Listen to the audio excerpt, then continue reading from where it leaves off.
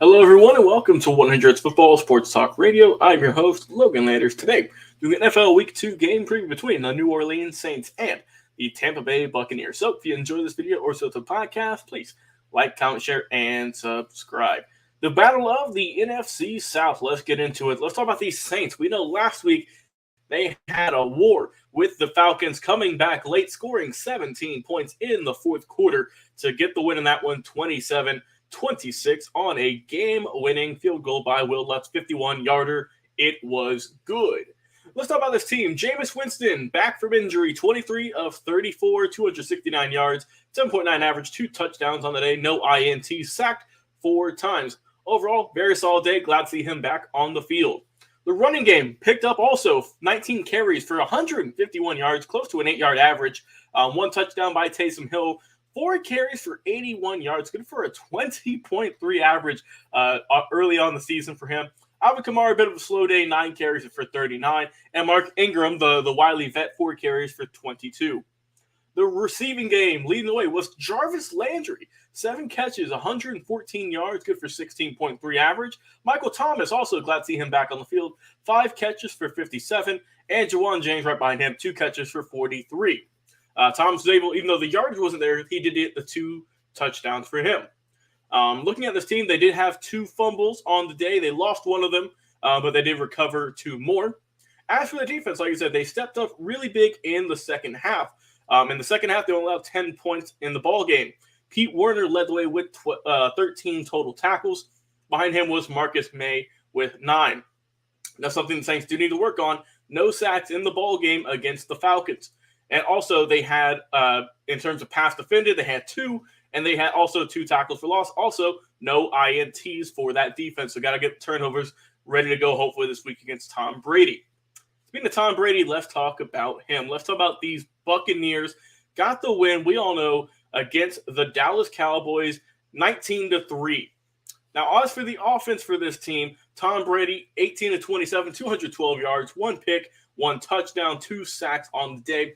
A bit of a, not the greatest performance we've ever seen from him, but it wasn't like he was just unplayable, right? He still did his job. The running game was what really carried this team.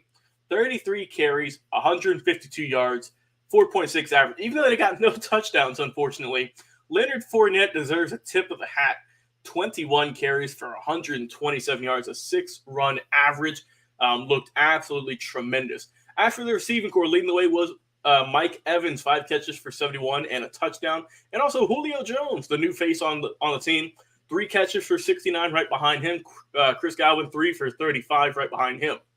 No fumbles for them. As for the defense, Devin White led the way with 8 tackles on the day, with Antoine Whitfield Jr. behind him with 6. 4 sacks as a team. Devin White had 2 of those.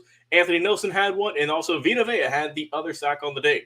7 tackles for loss, and 6 passes defended.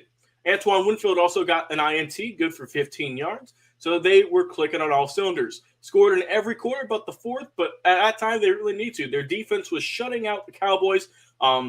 Dak was only able to throw for 134 yards. They only ran the ball for 71 yards, did the Cowboys. So, man, the Bucs were just strategic, got the win, held them to under 245 yards, and they were looking clean all day. I'd say it's a pretty easy win all in all against the Cowboys, starting off 1-0 on the year.